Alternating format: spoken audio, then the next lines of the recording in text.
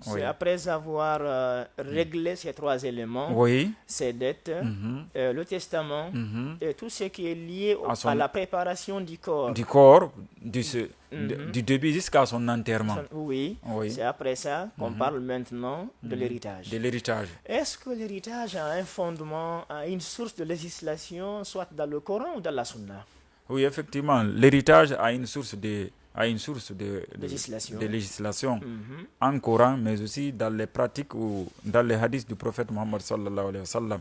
Dit dans le Coran, ba'da a'udhu billahi minash shaitanir rajim, lirrijali nasibun mimma taraka alwalidani wal aqrabun, wa linnisa'i nasibun mimma taraka alwalidani wal aqrabun, mimma qalla minhu aw kathur, nasiban mafruda. Dit dans ce Coran, à travers ce verset, que les hommes ont une part des biens laissés par les parents, qui peuvent être des papas ou des mamans, ou bien par des proches parents. Les femmes aussi ont une part des biens laissés par leurs parents, ou bien par leurs proches parents. Voilà. Que ces biens soient petits ou grands. Voilà. Les biens laissés par le défunt, que ces biens soient petits ou grands, chacun de ses enfants, chacun de ses proches parents, chacun de ses enfants a une part de ce bien. Nafsiban mafrouda, nafsiban mafrouda, c'est une part obligatoire. Donc là, c'est une source. Déjà, le verset rend obligatoire de partager, tel que le Coran l'a indiqué, ou la Sunna, de partager les biens du défunt. Donc le partage là, il est obligatoire. Car les parts destinées aux ayants droit, aux héritiers, sont à rendre à eux de façon obligatoire.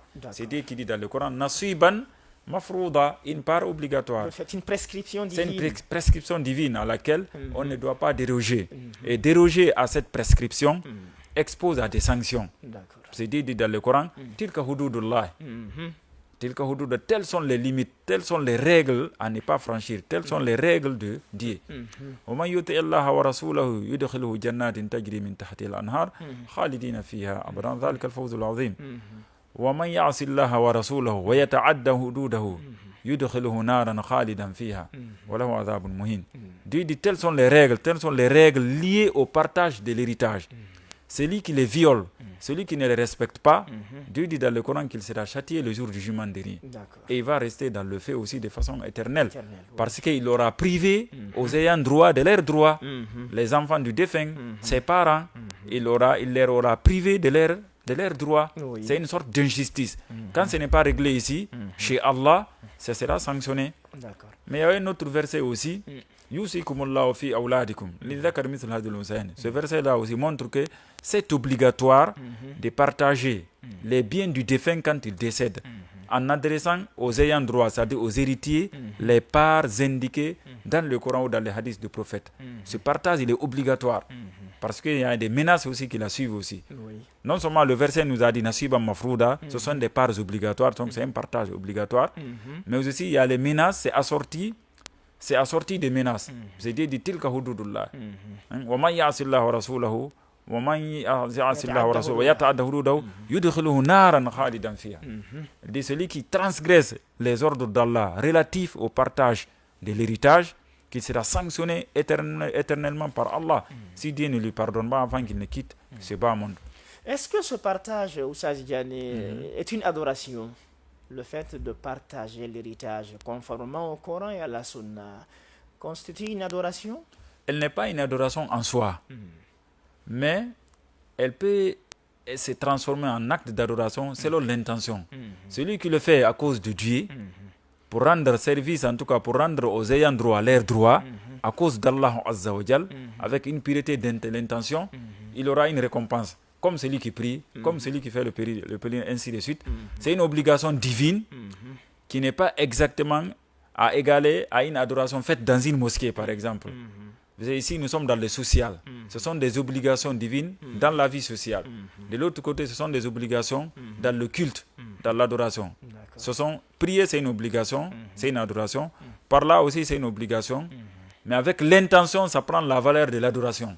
Quand on formule l'intention, on respecte les règles de Dieu relatives au partage de l'héritage, on le fait à cause de Dieu, on a la récompense d'adorer Allah Azza wa Jal L'héritage là doit être partagé pour que les orphelins et autres ayant droit aient les droits. C'est très dangereux de ne pas partager l'héritage, surtout de surcroît, de manger cela, de consommer cela et de priver les orphelins de leurs biens. Quand le papa ou la maman décède, il y a des orphelins. Un phénomène très récurrent dans la société. Très récurrent. Ce soir, c'est le grand-père. Ou les oncles. C'est les oncles qui disent non, non, non, le défunt là, c'est mon frère. C'est moi qui suis son grand frère. C'est moi qui j'ai souffert avec lui. Tous ses biens, c'est moi qui l'ai hébergé, c'est moi qui l'ai aidé. Finalement, les enfants. Il devient le seul héritier alors. Ils deviennent une sorte. Alors, c'est dangereux car Dieu dit dans le Coran Dieu dit ne pas manger l'argent des orphelins. C'est haram de manger l'argent des orphelins. إن الذين يأكلون أموال اليتامى إنما يأكلون في بطونهم نارا وسيصلون سعيرا. Dit ceux qui consomment de façon injuste les biens des orphelins, c'est-à-dire les biens laissés par un défunt, ils ne les rendent pas aux orphelins, ils les consomment. Dieu dit dans le Coran إنما يأكلون في بطونهم نارا, que ceux-là sachent que c'est du feu qu'ils sont en train de consommer ici. Et le jour du jugement dernier, ils seront introduits dans le feu. Pourquoi? Parce qu'ils ont consommé des biens appartenant aux orphelins. Parce qu'ils n'ont pas partagé ces biens. Ou bien ils les ont partagés, mais finalement, ils en ont fait possession. De façon inéquitable. Ou bien, ils l'ont fait de façon équitable, mais finalement, ils en ont fait possession. Il dit non, non, non, ces enfants-là, son père, papa, c'est moi qui l'ai éduqué, c'est moi qui ai fait ceci, cela, et finalement, ça m'appartient.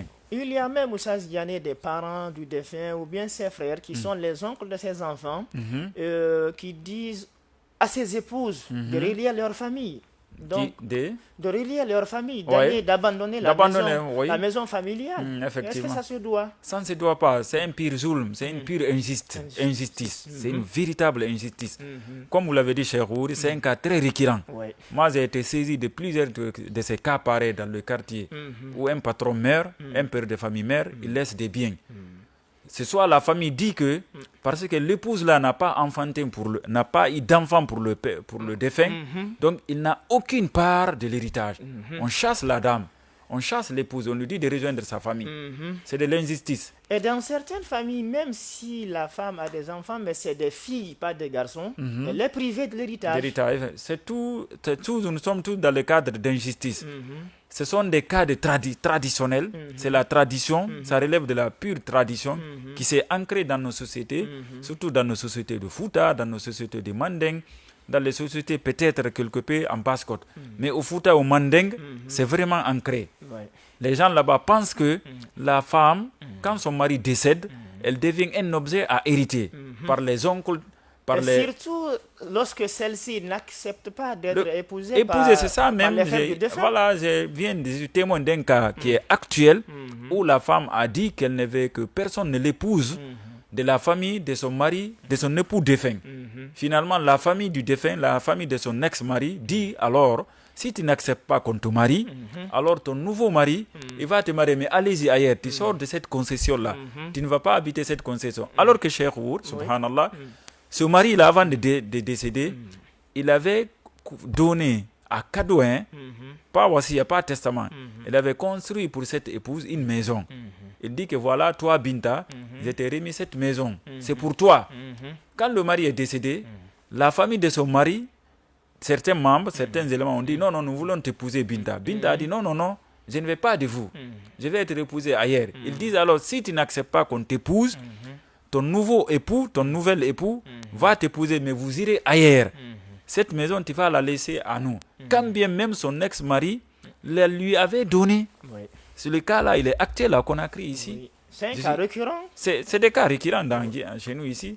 Donc vous voyez encore combien de fois il est dans les dangers liés au partage de l'héritage, tel que dit en islam aussi. Et les châtiments qui sont liés parce que quand on consomme de l'argent des orphelins, Dieu dit que vous ne faites que consommer. Ou des veuves. Des veuves aussi, tout. En tout cas, le bien laissé par le défunt, quand vous le consommez, c'est de fait que vous consommez.